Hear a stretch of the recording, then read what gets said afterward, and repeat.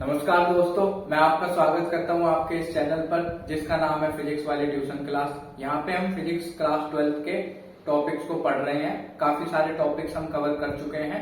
आज का जो हमारा टॉपिक होने वाला है उसका नाम है electric field due to electric dipole at perpendicular bisector और इक्वेटोरियल लाइन और प्लेन और ब्रॉड ऑन साइड, तीनों इसी के नाम है। अच्छा, यहाँ पर मैंने एक वीडियो बनाई थी जो मैंने अपने चैनल पे डाली है, आप उसे जरूर देखिएगा। उसमें मैंने वेक्टर कंपोनेंट करने सिखाए हैं कि किस तरीके से किसी वेक्टर को साइन थीटा और कॉस थीटा में ब्रेक किया जाता है। अगर आपको वो समझ में आ जाएगी तो मैं आपको ये गारंटी दे देता हूँ कि आप वेक्टर के न्यूमेरिकल्स या फिर डेरिवेशंस बड़ी आसानी से समझ पाएंगे। तो चलिए आज का टॉपिक बिना किसी देरी के हम शुरू करते हैं। एक चीज और मैं आपको बता दूं, जैसा मैंने आपसे वादा किया है कि आपको सारे नोट्स पीडीएफ फॉर्मेट में इसी चैनल पर मिलेंगे, तो आपको नोट्स के लिए बिल्कुल टेंशन नहीं लेनी है। तो देखिए, नोट्स आपके बनाए जा रहे हैं, बिल्कुल साफ हैंड राइटिंग में बना रहा हूं मैं। आपको सारे नोट्स इसी चैनल पर पीडीएफ फॉर्मेट में मैं देने वाला हूं। तो चलिए आज का टॉपिक हम शुरू करते हैं। तो आपको दिया गया है एक इलेक्ट्रिक डाइपोल और आपको इलेक्ट्रिक फील्ड निकालना है परपेंडिकुलर बाइसेक्टर पर या फिर इक्वेटोरियल लाइन पर, प्लेन पर या फिर ब्रॉड ऑन साइड पे डाइपोल के। तो सबसे पहले इसका डायग्राम बना लेते हैं कि डायग्राम किस तरीके से बनेगा। हमें एक इलेक्ट्रिक डाइपोल दिया गया है, तो इलेक्ट्रिक डाइपोल हमने ले लिया। चलो, electric dipole negative Q, positive Q, और इन दोनों चार्जेस को जोड़ दिया हमने। ये दोनों चार्जेस हमने जोड़ दिए हैं यहाँ पे। इनका सेंटर ओ ले लिया और सेंटर से दूरी दोनों चार्जेस की स्मॉल एल यहाँ पे कंसीडर कर ली। मुझे लगता है यहां तक कोई दिक्कत नहीं होगी आपको। अब आपसे कहा गया है इलेक्ट्रिक फील्ड जो निकालना है वो परपेंडिकुलर बाइसेक्टर पे निकालना है। तो देखो, इलेक्ट्रिक डाइपोल का परपेंडिकुलर बाइसेक्टर किस तरीके से बनेगा कि आप इस तरीके से इसको दो इक्वल पार्ट्स में डिवाइड करने वाली लाइन यहां पे ड्रॉ कर दो, और यहां पे एक पॉइंट है P। इस P पॉइंट पे आपको निकालना है इलेक्ट्रिक फील्ड। ये हो गया इसका परपेंडिकुलर बाइसेक्टर या फिर इक्वेटोरियल लाइन हो गई, या अगर प्लेन की फॉर्म में देख रहे हो तो इक्वेटोरियल प्लेन हो जाएगा, या फिर इसकी ब्रॉड ऑन साइड हो जाएगी। तो हमें इस P पॉइंट पे निकालना है इलेक्ट्रिक फील्ड। हमने एक चीज पढ़ी थी पहले के पार्ट्स में कि किसी भी पॉइंट पर अगर इलेक्ट्रिक फील्ड निकालना है तो वहां पे एक यूनिट पॉजिटिव कूलाम का चार्ज रख दो। तो कुछ नहीं करना, एक +1 कूलाम का चार्ज रख दिया हमने P पॉइंट पे, रख दिया हमने P पॉइंट पे, कोई दिक्कत नहीं। अब देखो होगा क्या, हमें सबसे पहले इस P पॉइंट की दूरी यहाँ पे मान लेनी है। O पॉइंट से P पॉइंट की दूरी R है। कितनी है? R है। और इस तरीके से यहां पे लाइन ज्वाइन करके ट्राइंगल बना लेना है। क्यों बना लेना है अभी समझते हैं। देखिए, ये नेगेटिव क्यू है। हम कहेंगे कि नेगेटिव क्यू इस पॉजिटिव 1 कूलाम को अट्रैक्ट करेगा, तो यहां पे अट्रैक्ट करेगा इस तरीके से, ये अट्रैक्ट। तो इलेक्ट्रिक फील्ड जो होगा वो इस तरीके से यहां पे आएगा E1। ये नेगेटिव क्यू की वजह से हुआ। इसी प्रकार से पॉजिटिव क्यू इस पॉजिटिव 1 को क्या करेगा? रिपेल करेगा। ये रिपेल करेगा, तो ये यहां पे होगा E2 वेक्टर। यहां तक आपको समझ में आया होगा। अच्छा, ये परपेंडिकुलर बाइसेक्टर है, तो अगर मैं इस एंगल को थीटा बोलूंगा, इस एंगल को यहां पे थीटा बोलूंगा, तो यह एंगल भी कितना रहेगा? थीटा रहेगा। यह एंगल भी थीटा रहेगा, क्योंकि परपेंडिकुलर बाइसेक्टर है तो दोनों इक्वल एंगल रहेंगे, वह भी थीटा और यह भी थीटा। यहां तक आपको समझ में आ गया होगा। अब आपके पास में यह एक ट्राइंगल है, यह एक ट्राइंगल है। इस ट्राइंगल में यह दूरी L है, यह दूरी R है। तो अगर आप पाइथागोरस थ्योरम लगाएंगे तो आपके पास में हाइपोटेन्यूज कितनी आ जाएगी निकल के? R² + L²√। इसी प्रकार से यह वाला ट्राइंगल है। इस ट्राइंगल में भी अगर आप पाइथागोरस लगाएंगे तो आपको पता है बेस L है, परपेंडिकुलर R है, तो हाइपोटेन्यूज कितना आ जाएगा? √ में R² + L²। आपको यहां तक समझ में आ गया होगा जो हमने दूरी निकाली है। अब मैं इस छोटे से डायग्राम को यहाँ पे ड्रॉ कर रहा हूं, सिर्फ चीजों को समझने के लिए और ज्यादा।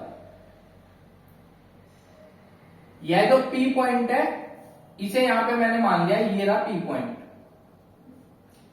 E1 किस तरीके से है, कुछ इस तरीके से आ रहा है वहां पे P पॉइंट से E1, सही बात है। और ये एंगल थीटा है, यहां पे ये वाला एंगल थीटा है। तो देखो कंपोनेंट में ब्रेक करना सीखा था हमने पिछले उसमें पार्ट में, अगर नहीं देखा है तो उसे देख के आइए ताकि आपको अच्छे से समझ में आएगा। तो E1 को थीटा के साथ जब हम ले आएंगे, इधर ले आएंगे, तो यह तो कंपोनेंट होगा इसका cos थीटा, तो E1 cos थीटा हो जाएगा। और इस cos थीटा के परपेंडिकुलर, इसके परपेंडिकुलर ये वाली लाइन भी है, ये वाली लाइन भी है। E1 cos थीटा के परपेंडिकुलर मेन वेक्टर को बीच में लेके, तो वो वाली कौन सी लाइन बनेगी, ये वाली बनेगी। यह हो जाएगा आपका क्या, sin theta, E1 sin theta. तो आपका E1 तो दो कंपोनेंट में ब्रेक हो गया। तो इस डायग्राम को यहां पे लगा देते हैं उठा के, तो आपको दिख रहा है E1, यहां पे ये तो बनेगा E1 cos थीटा, और यह यहां पे बनेगा E1 sin थीटा। बिल्कुल इसी तरीके से करा है हमने वहां पे। E1 को एंगल के साथ cos थीटा में आ गया, cos थीटा के परपेंडिकुलर एक लाइन ले ली और इस E1 को बीच में ले लिया, तो वो E1 sin थीटा हो गया। अच्छा, मैं यहाँ पे राइट एंगल का वो सिंबल लगाना भूल गया था, वो मैंने लगा दिया। अब इसी तरीके से E2 के लिए देखेंगे, तो यहाँ पे एक और डायग्राम बना लेते हैं छोटा सा। अगर आपको ये डायग्राम समझ में आ गए ना, तो डेरिवेशन आपके लिए चुटकियों का खेल हो जाएगा। ये वाला देखिए, हमने मान लिया ये P पॉइंट है, ये P पॉइंट है। यहाँ पे E2 इस तरीके से दिखाया गया है P पॉइंट के साथ, इस तरीके से। ये रहा आपका E2। अच्छा, यहाँ पे इस E2 को थोड़ा सा पीछे और हमने क्या कर लिया, पीछे की तरफ प्रोड्यूस कर लिया। तो ये एंगल थीटा है, इसके साथ इस तरीके से जो एंगल बन रहा है ये वाला, ये थीटा बन रहा है। अगर ये थीटा है तो वर्टिकली ऑपोजिट से यह भी थीटा हो जाएगा, बिल्कुल हो जाएगा। अब देखो करना क्या है, E2 को एंगल के साथ ब्रेक करेंगे, एंगल के साथ ब्रेक करेंगे, तो ये बन जाएगा E2 cos थीटा। और इस E2 cos थीटा के परपेंडिकुलर, E2 cos थीटा के परपेंडिकुलर E2 को बीच में लेके, मेन को बीच में लेके जो बनेगा वो होगा E2 sin theta, E2 sin theta. तो इसी डायग्राम को उठा के यहाँ पर पेस्ट कर देते हैं। तो इस प्रकार से ये एंगल थीटा है, तो आपके पास में यह निकल के आएगा E2 cos theta. E2 cos theta के परपेंडिकुलर ये वाली लाइन है, मेन E2 को बीच में लेके, तो यह आ जाएगा E2 sin theta, E2 sin theta. मुझे लगता है यहां तक अब आपको समझ में आ गया होगा। इन दोनों डायग्राम की मदद से यह वाला डायग्राम हमने करा है, और कुछ नहीं करा है, हमने सिर्फ कंपोनेंट्स को ब्रेक करा है। इतना अगर आपको समझ में आ गया है तो बहुत अच्छा है। अब हम आगे चलते हैं अपने डेरिवेशन को सॉल्व करने की तरफ। तो आपको गिवन क्या दिया गया है, आपको दिया गया है एन इलेक्ट्रिक डाइपोल। आपको एक इलेक्ट्रिक डाइपोल दिया गया है,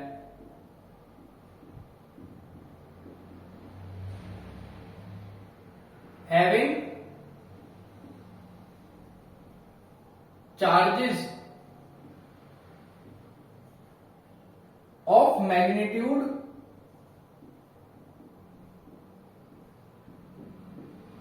small q and length 12। देखो आपको चार्जेस का मैग्नीट्यूड q और लेंथ 12 दी गई है। Its centre at O, centre कहां पे है, O पे है। एंड अब डाइपोल है तो डाइपोल का मूवमेंट भी होगा, electric dipole movement. And dipole movement आपको पता है क्या होता है, P वेक्टर होता है। Electric dipole movement P vector, ये तो गिवन दिया गया है। आपको निकालना क्या है, आपको यहां पे फाइंड आउट क्या करना है, आपको total electric field find out करना है। कहां पर, total electric field at point, कौन से पॉइंट पे करना है, पी पॉइंट पे, कैपिटल पी पॉइंट पे फाइंड आउट करना है। और वो कितनी दूरी पर है, which is at distance small R, कहां से है दूरी, फ्रॉम सेंटर ओ, और पी पॉइंट कहां पे है, ऑन इट्स इक्वेटोरियल लाइन, या फिर प्लेन, या फिर परपेंडिकुलर बाइसेक्टर, कुछ भी लिख सकते हो आप। तो यहां तक कहानी आपको समझ में आ गई होगी। चलो अब इसको सॉल्व करते हैं। Let E1 vector is electric field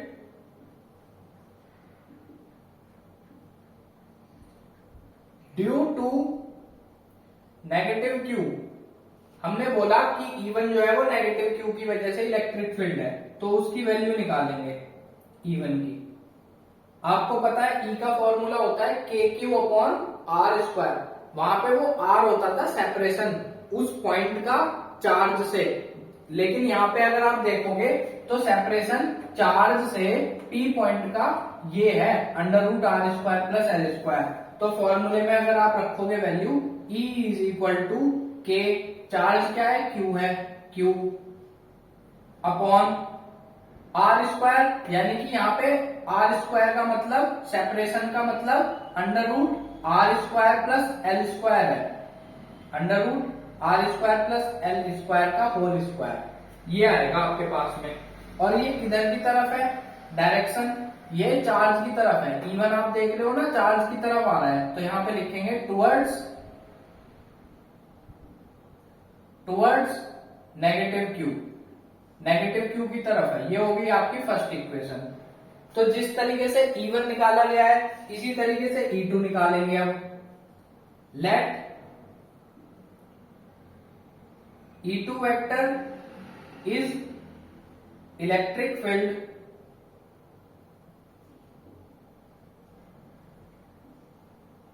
due to positive Q, और E2 की यहां पे वैल्यू निकालेंगे।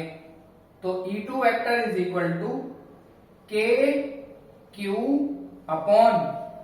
KQ/, दूरी कितनी है P पॉइंट की पॉजिटिव Q से, √R² + L², तो √R² + L² का होल स्क्वायर। यह हो गई सेकेंड इक्वेशन। और इसकी डायरेक्शन कैसी है E2 की, E2 की डायरेक्शन देखोगे तो चार्ज से दूर की तरफ है, तो यहां पे डायरेक्शन आप लिखोगे away from positive Q, positive Q से दूर की तरफ आ रही है। तो मैं समझता हूं आपने यहां तक नोट किया होगा, वीडियो को पॉज करके आप नोट कर सकते हैं। मैं ऊपर का मिटा देता हूं और हम आगे चलते हैं।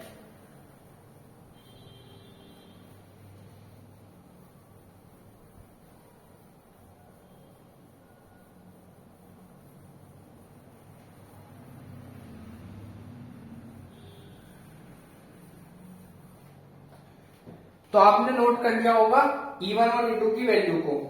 अब ध्यान से देखिएगा, मैं यहां पे बोल रहा हूं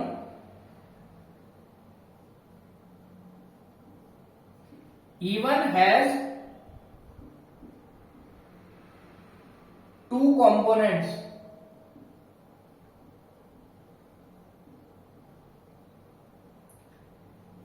E1 cos theta and E1 sin theta.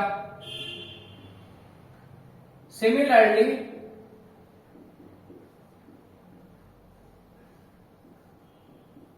E2 has 2 components,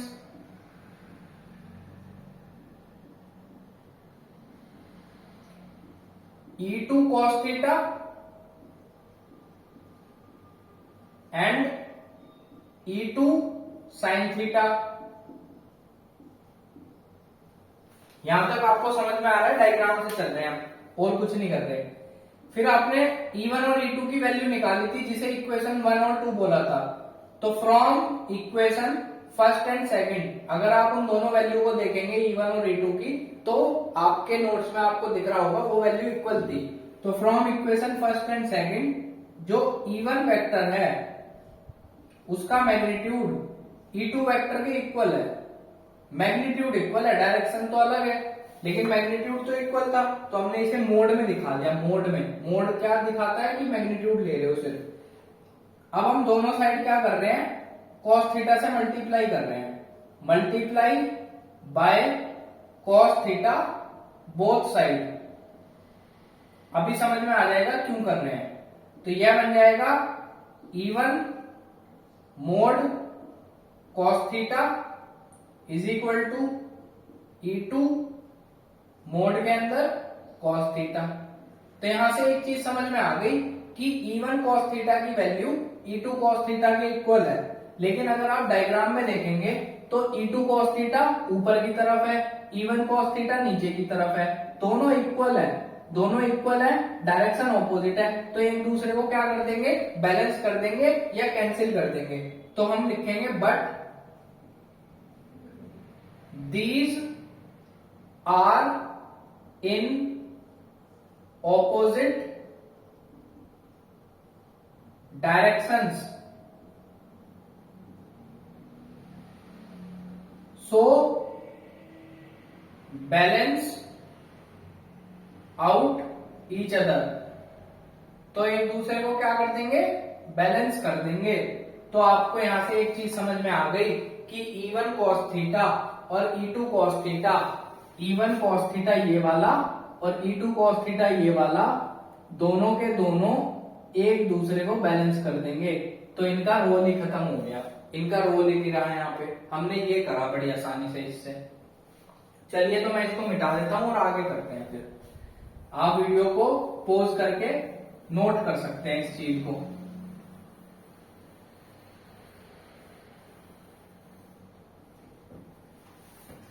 तो अब अगर आपसे कहा जाए कि टोटल इलेक्ट्रिक फील्ड बताओ कितना होगा, total electric field eight P, तो आप कहोगे टोटल इलेक्ट्रिक फील्ड क्या होगा भाई। E2 cos theta E1 cos theta ने तो एक दूसरे को कैंसिल कर दिया, तो P पॉइंट पे बचा क्या electric field, E1 sin theta E2 sin theta, दोनों सेम डायरेक्शन में है। तो यहाँ पे दोनों को क्या लिखोगे, ऐड करके लिखोगे, E1 sin theta plus E2 sin theta. ये वेक्टर सम है, दोनों सेम डायरेक्शन में है तो इसलिए प्लस हो जाएंगे simply. E1 sin theta plus E2 sin theta. हमें पता है दोनों का मैग्नीट्यूड इक्वल है, E1 और E2 का। तो दोनों को अगर मैग्नीट्यूड इक्वल है तो E1 ले लो या E2 ले लो सपोज, तो 2E1 sin थीटा बन जाएगा ना, क्योंकि E1 का मैग्नीट्यूड E2 के मैग्नीट्यूड के इक्वल है। हमने पीछे ये चीज देखी है इक्वेशन फर्स्ट और सेकंड से। तो दोनों इक्वल है तो ऐड हो गए, किसी E2 की जगह E1 पुट कर दिया हमने उठा के, तो 2E1 sin थीटा हो जाएगा। यहां तक समझ आ गया होगा। अच्छा, E1 sin थीटा, E1 की वैल्यू क्या निकली थी, E1 की वैल्यू निकली थी KQ upon under root R square plus L square का होल स्क्वायर, ये वैल्यू निकली थी। अच्छा, साइन थीटा निकालते हैं।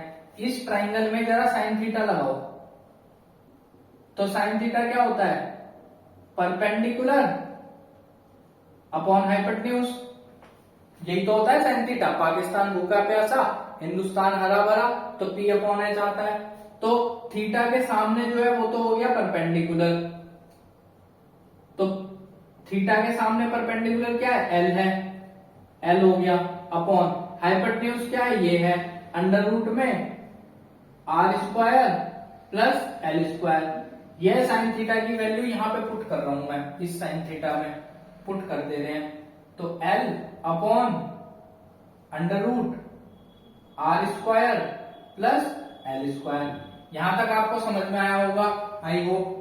अब आगे क्या होगा, के क्यू 2l। मैं इसे जानबूझ के इस प्रकार से लिख रहा हूं कि इस 2 की मल्टीप्लाई एल के साथ दिखा रहा हूं यहां पे। अच्छा, यह नीचे पावर 2 है और इसकी पावर क्या है, 1 है, तो 2 और प्लस 1 क्या हो जाएगा, 3। तो ये हो जाएगा अंडर रूट में R square plus L square और इसकी पावर हो जाएगी यहाँ पे क्या, 3। यहां तक आपको समझ में आया होगा, कोई दिक्कत नहीं होगी किसी प्रकार की। अब आगे क्या करेंगे, आगे सुनिए। यह Q2l तो बन जाएगा P, डाइपोल मोमेंट हमने पढ़ा है P हो जाता है, Q2l होता है P, डाइपोल मोमेंट। और ये आपके पास इसी तरीके से लिखा जाएगा R square plus L square और इसका क्यूब है यहाँ पे।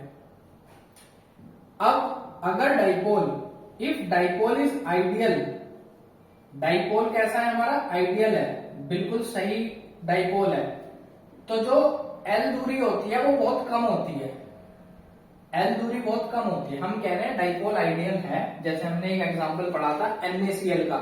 NaCl यानी कि एक तरीके का डाइपोल, Na पॉजिटिव होता है, Cl नेगेटिव होता है, तो NaCl बहुत छोटा सा मॉलिक्यूल है, तो एल दूरी जो होगी वो कितनी कम होगी ना, सोचिए खुद ही। ये Na है, ये Cl है आपका सपोज, तो ये दूरी कितनी है, कम है उनके बीच की, मॉलिक्यूल के बीच की।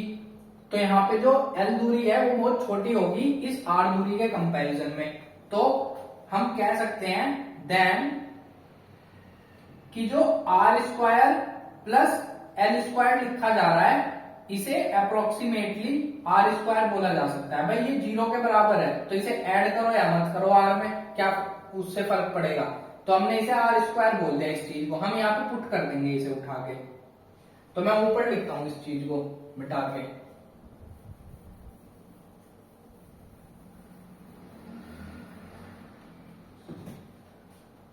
तो ऊपर लिख रहा हूं मैं E इज इक्वल टू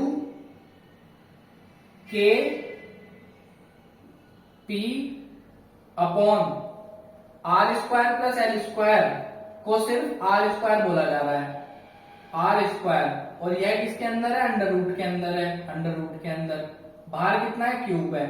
तो इसको सॉल्व करोगे तो क्या बनेगा, E is equal to K P upon R square से अंडर रूट हट जाएगा तो बाहर क्या बचेगा, क्यूब बचेगा, तो के पी अपॉन आर क्यूब। तो के पी अपॉन आर क्यूब ये आपके पास में निकल के आ गया टोटल इलेक्ट्रिक फील्ड, कहां पे, पी पॉइंट पे। आपको यहां तक समझ आया होगा। मैं नीचे का जो लिखा हुआ है इसे मिटा रहा हूं, आप वीडियो को पॉज करके देख सकते हैं। तो यहां तक आपको समझ में आ गया। तो देखो हुआ क्या, हुआ ये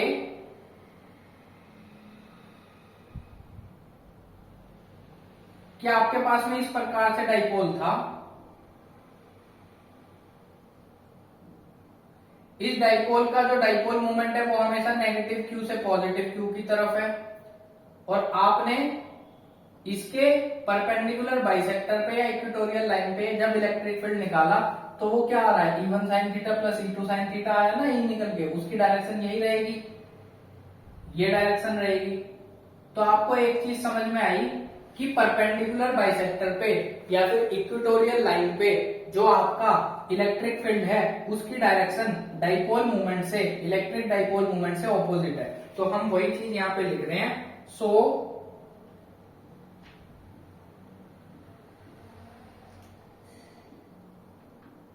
इलेक्ट्रिक फील्ड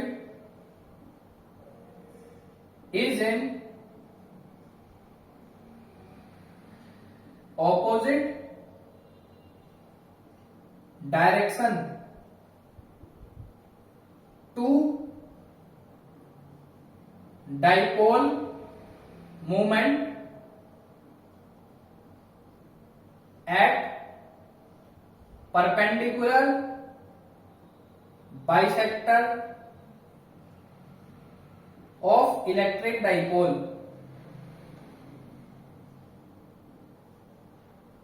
जो इलेक्ट्रिक फील्ड की डायरेक्शन है वह ऑपोजिट आई है, परपेंडिकुलर बाइसेक्टर पर इलेक्ट्रिक डाइपोल से, यह चीज हमने यहाँ पे लिखी है। माफ कीजिएगा। तो आपको यह चीज समझ में आ गई होगी अच्छे से। मैं समझता हूं आपको यह डेरिवेशन में कोई दिक्कत नहीं होगी। यह डायग्राम अगर आपको समझ में आ गया तो सब चीज समझना बहुत आसान है, और मैंने आपको डायग्राम पूरे अच्छी तरीके से समझाया है।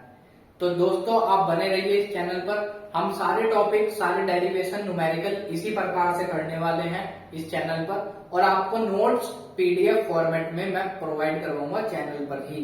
तो आप उससे भी निश्चिंत रहिए। आप बिल्कुल निश्चिंता के साथ पढ़ाई करते रहिए। हम सारी चीजें जैसे ट्यूशन क्लास में कवर होती हैं उसी प्रकार इस चैनल पर, आपके इस चैनल पर कवर करेंगे। तो आज के लिए मुझे अब आज्ञा दीजिए। बहुत बहुत धन्यवाद।